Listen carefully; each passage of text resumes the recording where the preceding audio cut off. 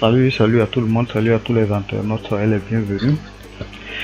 Dans cette séquence, nous allons essayer d'apporter des éléments de réponse aux préoccupations des uns et des autres. Nous avons bien noté les préoccupations. Et voici la préoccupation: est-il possible d'utiliser une base de données conçue ou bien réalisée avec Access en mode réseau? Nous avons eu des questions de plus d'une dizaine de personnes qui ont posé ces questions pour savoir est-ce que cela est faisable, et si oui, comment est-ce que ça peut se faire? Alors la réponse est toute simple, la réponse est oui, c'est faisable. À partir du moment où vous réalisez une base de données relationnelle avec Access, vous pouvez aussi l'exploiter en réseau. Tout va dépendre de votre habilité et de votre talent. Donc nous allons essayer de vous montrer ici quelques astuces et quelques pistes qui vous aideront à exploiter votre application en réseau. Alors, si une application est déjà réalisée, ça veut dire que vous avez déjà, entre autres, réalisé ou du moins créé vos formulaires. Vous avez déjà créé vos tables. Voilà, ce qui veut dire que vous avez déjà créé vos tables, vos formulaires, vos requêtes. Voyez. Donc s'il y a des tables, c'est déjà bien. Alors, les tables qui sont déjà là, les requêtes sont déjà créées. Pareil pour les formulaires, les états, les modules. D'accord. Nous avons vers ici une application déjà créée, une application dont le menu principal est celui-là, qu'elle est chargée de gérer simplement les stocks, c'est-à-dire les entrées. Voilà comment ça se présente. Elle gère uniquement que les stocks. Elle ne fait pas autre chose que gérer les stocks. Dans cette application, nous allons essayer de vous montrer un peu et répondre en même temps aux questions les plus évidentes qui ont été posées par nos auditeurs sur le forum. À partir du moment où l'application est déjà créée, il faut maintenant la mettre en réseau et l'exploiter. La réponse est oui, on peut l'exploiter sur au moins 200 PC ensemble, un serveur compris.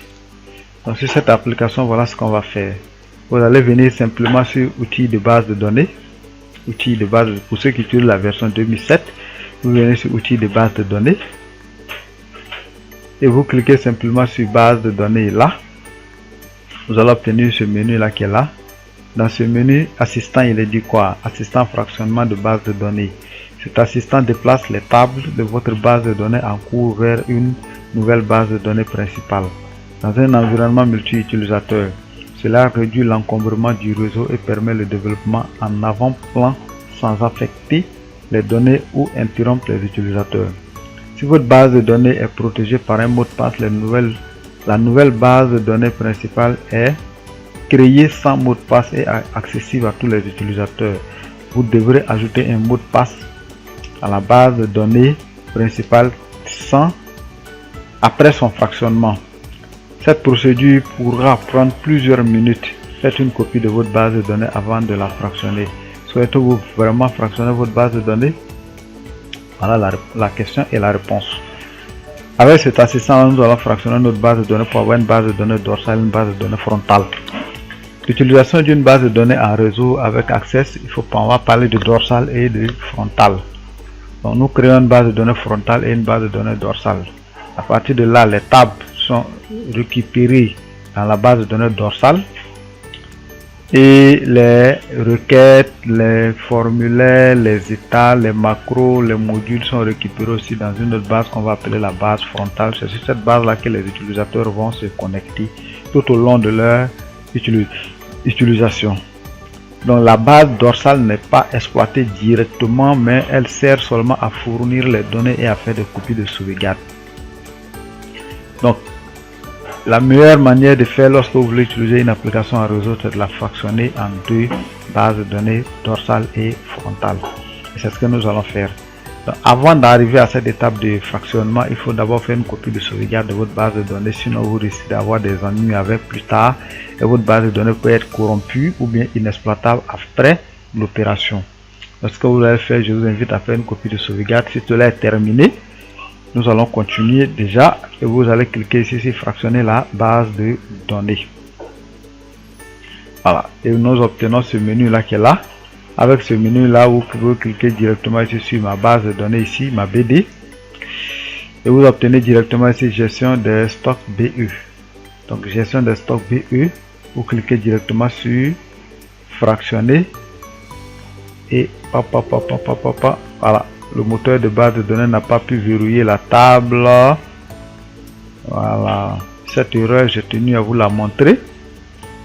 Elle est très importante et vous devrez faire attention. Quand vous arrivez sur cela, ça veut dire que la table qui est derrière là, qui est là ici, menu général formulaire est ouverte en mode d'exploitation. Comme la table est ouverte en mode d'exploitation à travers le formulaire, du coup l'application Access n'a pas pu fermer pour faire le travail.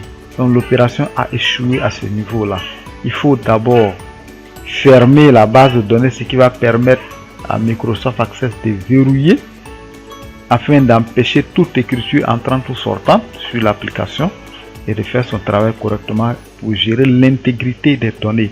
Dans les relations, nous allons voir comment, quand on va commencer à établir les relations, nous allons voir comment faire les relations avec intégrité référentielle.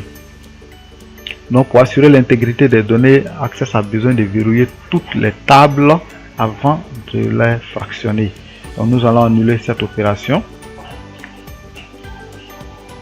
et fermer cette table et reprendre l'opération encore. Outil de base de données, fractionner, et nous allons reprendre ma BD. Je reprends. Vous voyez déjà cette base de données avait déjà été créée, mais l'inconvénient, si vous exploitez cette base de données là, vous obtiendrez peu de résultats. Elle a déjà été créée mais avec un problème sur une seule table. Elle a été créée avec un problème sur une seule table, donc ne l'exploitez pas. Donc, ce qu'on va faire, vous allez la supprimer, vous cliquez là et vous faites simplement, bon, d'accord, nous n'allons pas la supprimer dans un premier temps, mais on va renommer celle-ci. Donc sur celle-ci, vous allez mettre simplement principe. Voilà, on va mettre principe comme ça. Voilà, table principale.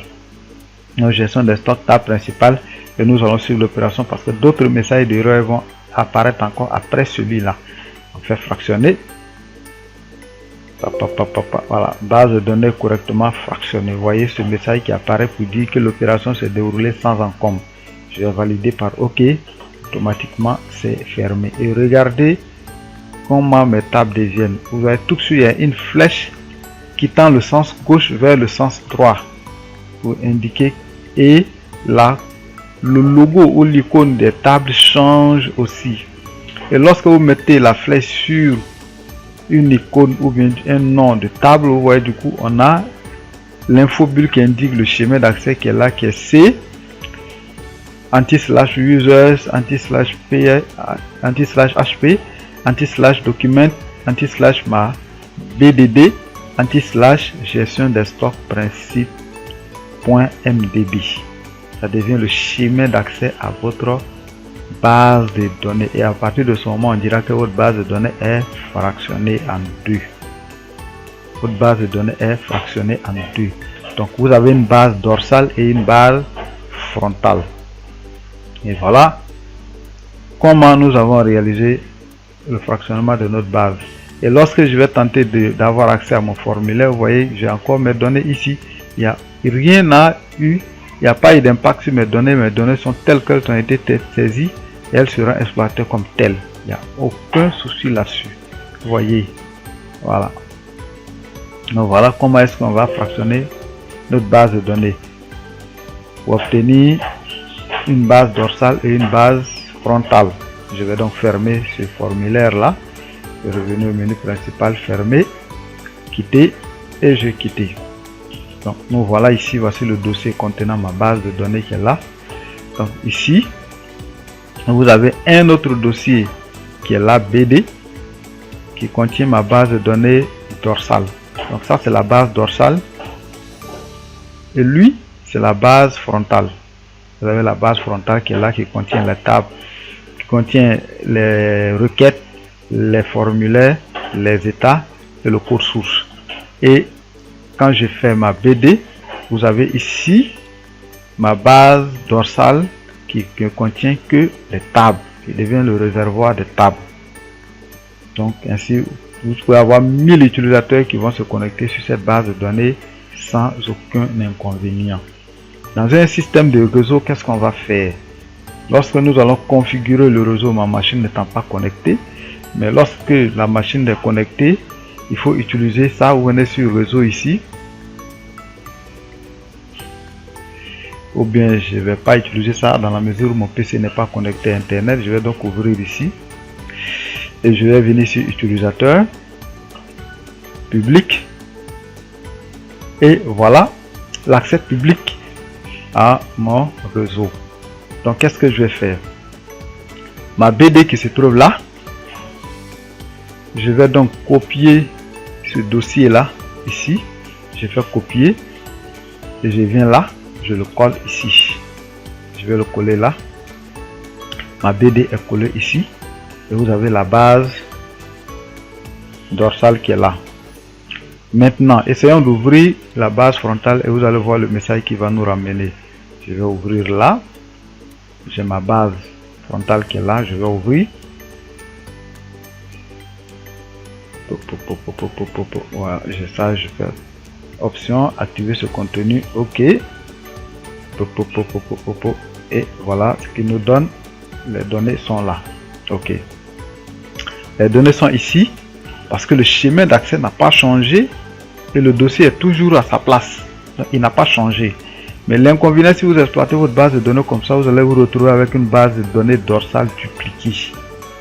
Et là, je vous assure que ce genre de difficulté, ça fait vraiment chauffer la tête. Vous avez la BD qui se trouve dans l'emplacement de PC, mes documents.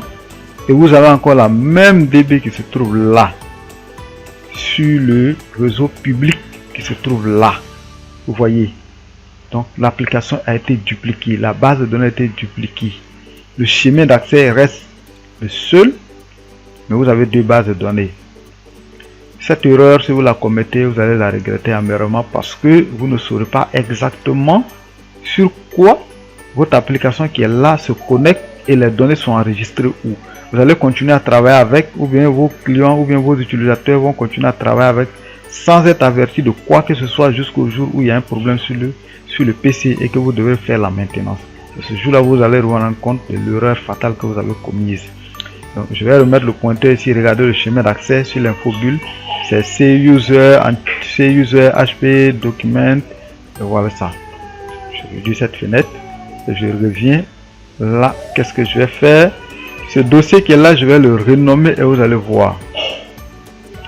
Je fais là ici, dossier renommé. Je reviens là, je fais dossier renommé. D'accord, je ne le trouve pas, je vais donc l'envoyer à la corbeille, ça sera plus simple. Supprimer l'accès rapide. D'accord, je vais renommer du coup celui-là, ça me sera plus facile. Voilà.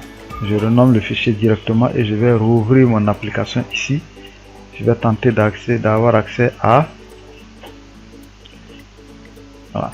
Vous voyez que ici ça continue de s'ouvrir. D'accord. Ce n'est donc pas le bon fichier qui a été modifié. Je vais reprendre encore. Je vais le renommer. En attendant, je ferme cette base frontale. Une fois qu'elle est fermée, ce fichier aussi qui est là, je vais le renommer. Je vais mettre P simplement comme ça. Et nous allons tenter une nouvelle fois d'accéder à notre base de données. Je reviens là. Là. Je viens là. DB. Gestion des stocks. Vous allez voir ce qu'il va nous donner comme message. Vous voyez là déjà, il nous dit fichier C /user /hp /document ma BD gestion de stock .mdb est introuvable. MDB est introuvable. Alors que j'ai simplement changé la nomination de ce fichier qui est là, qui est la base dorsale. Alors, c'est pas un souci, je fais OK, je fais option, activer ce contenu, puis il est parti. Le même message revient, je fais là OK. Et voilà ce que nous allons obtenir. Je reviens là. Et la base de données que nous allons utiliser désormais ne sera plus celle qui est dans mes documents, mais celle qui se trouve sur le Dixi E. Utilisateur, public, là, puisque nous sommes en réseau. Donc dans le réseau, ça c'est le chemin d'accès de mon réseau, pour que tous les utilisateurs extérieurs puissent se connecter à mon réseau public. Donc je place mon dossier ici, et voici mon fichier qui est là, mon fichier dorsal est là. Je vais donc demander à Access de me connecter ma base frontale à ma base dorsale. Donc je fais là, clic droit, gestionnaire de table liée. Je fais un clic là-dessus, je reprends la procédure, je viens là, je clique sur une des tables là, clic droit sur une des tables. Automatiquement j'ai ce menu contextuel qui apparaît. Sur ce menu contextuel, je vais cliquer sur gestion des tables liées. Une fois je clique dessus, j'obtiens cette fenêtre qui est là, gestionnaire d'attaches. Sélectionner les attaches à mettre à jour. Je peux choisir quelques-unes des tables que je vais mettre à jour, comme je peux sélectionner toutes les tables et les mettre à jour ensemble. Et c'est ce que je vais faire. Mais en attendant, regardez bien le chemin d'accès. Le chemin d'accès est là. C'est :/user :hp :document :ma bdd :gestion des stocks -principe.mdb. Donc voilà le chemin d'accès à notre base de données. Mais nous l'avons changé pour le mettre en réseau. Il n'est plus dans mes documents, mais il passe directement dans l'emplacement public qui est le réseau, dans un accès public pour tout le monde. Donc je vais donc cocher là pour toujours demander un nouvel emplacement. On va donc lui demander d'aller chercher dans un nouvel emplacement notre base de données. Je vais sélectionner toutes les tables là en cliquant là et je fais OK. Quand je fais OK, cette fenêtre là apparaît et je vais donc indiquer à cette fenêtre là où mon fichier se trouve. Donc je vais revenir dans le Dixi C. Sur le Dixi C, je viens là, je prends utilisateur, public et je vais chercher ma BD ici. Voici ma BD. Je vais donc chercher mon fichier principal qui est la gestion des stocks principal, qui est ma base de données dorsale et qui contient les tables. Elle étant là, je vais automatiquement cliquer sur ouvrir ici et automatiquement il va rechercher et change le chemin d'accès. Regardez le chemin d'accès comment il change. Il me donne maintenant C :/user :public :ma bdd :gestion des stocks -principe.mdb. Je fais OK et je fais fermer. Ma base de données est de nouveau connectée à sa source. Je viens là, je vais rechercher le formulaire là, ouvrir. Je vais ouvrir le formulaire principal et voilà, et je vais tenter un accès à mes données et automatiquement mon application est de nouveau disponible. Je peux travailler avec. Ça c'est un outil pour administrer votre base de données. Une fois que vous avez fini la conception, vous avez fini de la réaliser et vous souhaitez administrer maintenant votre base de données, voilà comment il faut procéder. C'est pas du tout compliqué, c'est très simple, mais ça demande beaucoup d'attention et beaucoup de soins. Pour pouvoir exploiter une base de données, je fais un récapitulatif. Pour pouvoir exploiter une base de données en réseau, il faut raisonner en mode frontal, en mode dorsal. C'est-à-dire quoi? Vous allez avoir, je vais ouvrir ce dossier là ici. Voilà, ça va être plus simple la compréhension. Donc je peux déjà taper ça, exploitation d'une BDD access en réseau. Voilà, 2 points. Vous avez ça. Il vous faut une base dorsale qui va contenir vos tables. Et là, 2, il vous faut une base frontale qui va contenir vos requêtes,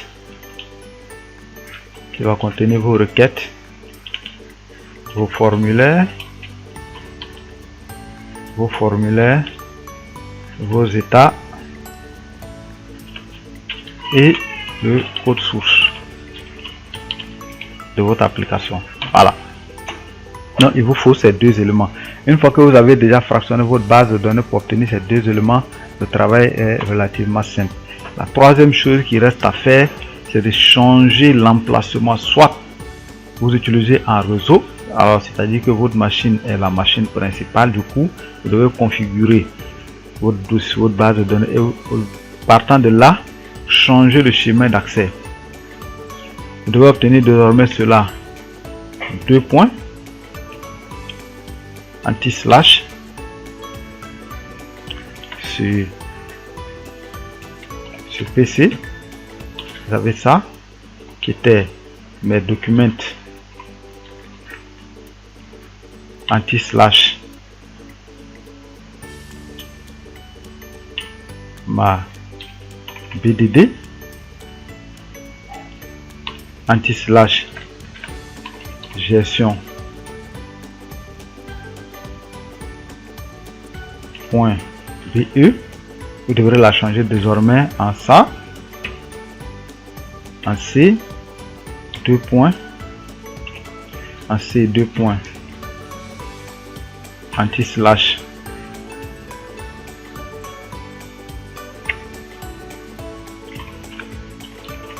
utilisateur,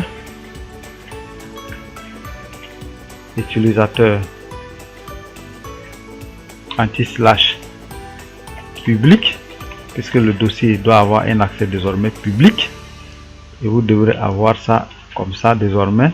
Vous avez ça, ma BDD, et là vous avez gestion.be. Voilà. Il faut toujours faire attention au chemin d'accès lorsque vous décidez de mettre votre application en réseau. Il faut toujours faire attention à ce détail là, c'est très important. Le chemin d'accès, facilement il va vous tromper, comme dans notre cas précédent où nous avons une base de données au niveau de là, c'est-à-dire mes documents. Nous avons notre base de données qui se trouve là au niveau de mes documents, et nous avons la même base de données qui se trouve là ici, le même dossier. On a seulement copié et on l'a collé, donc le dossier a été dupliqué, il est là. Du coup, quand c'est comme ça, vous risquez de prendre une grosse erreur, mais que vous n'allez pas remarquer tout de suite. Ce n'est que quelques temps après que vous remarquez cette grosse erreur là, et cette erreur là, vraiment vous la payez très cher. En tant qu'administrateur réseau, vous risquez de perdre complètement les données de votre client. Donc prenez-en soin et faites beaucoup attention. Ça, c'est la réponse à la question. Alors, une astuce, quand vous utilisez une application Access, dans les meilleurs des cas, il faut aussi la fractionner. Et lorsque vous finissez de fractionner votre application Access, il faut aussi la déplacer de cette manière pour la mettre dans le disque D. Et là encore, je vais créer un autre dossier que je vais appeler ma. Là, je vais appeler DB simplement. Voilà. Donc, j'ai un dossier DB que je crée ici. Je vais l'ouvrir et je peux coller ici ma base de données là. Ça suppose que je travaille sur une seule machine, sur un seul PC. Je n'ai pas un réseau local chez moi, mais j'ai juste un seul PC sur lequel je travaille. Alors, pour éviter les ennuis, pour éviter que mon système plante et que je ne puisse plus avoir accès à mes données, je peux déjà prévoir cette manière de gérer mon application. Donc, je vais demander ici ma BD qui va se trouver là au niveau de mon disque C. Ça, c'est mon fichier principal, mon fichier frontal qui se trouve là au niveau de mon disque C. Et au niveau de mon disque D, j'ai ma base dorsale qui est logée ici. Donc, ce qui va éviter la perte des données au cas où le système a des difficultés. Au cas où j'ai des difficultés avec le système. Donc, je vais revenir, mon application est ouverte. On va procéder de la même manière. Mais là, on ne va plus passer ici. On va fermer ça. On fait outils de base de données. On va venir là, gestionnaire des tables. Clique là, on a la même fenêtre. Toujours demander un nouvel emplacement. Sélectionner toutes les attaches. On fait OK. On a ça. On vient sur le DixD. On a notre DixD qui est là. On va prendre DB. On a gestion des stocks BE. J'ai fait ouvrir et il m'a automatiquement attaché toutes mes tables frontales aux tables dorsales. Et regardez bien le chemin d'accès. Vous voyez que le chemin d'accès n'est plus le même. Ici, ça donne E /DB gestion des stocks -be.mdb. Ça, c'est dans le cadre d'une utilisation sur une machine locale, un seul poste. Donc, je vais ouvrir mon formulaire. Comme ça, ici, menu général. Et je vais tenter une nouvelle fois d'avoir accès. Et voilà mon état qui s'ouvre sans aucun problème. J'ai accès à nouveau à mes données. Donc voilà la réponse et voici l'astuce qui accompagne la réponse à la question. Sur ce, je vous laisse et je vous dis merci. Bon après-midi et bonne journée à tout le monde et à tous.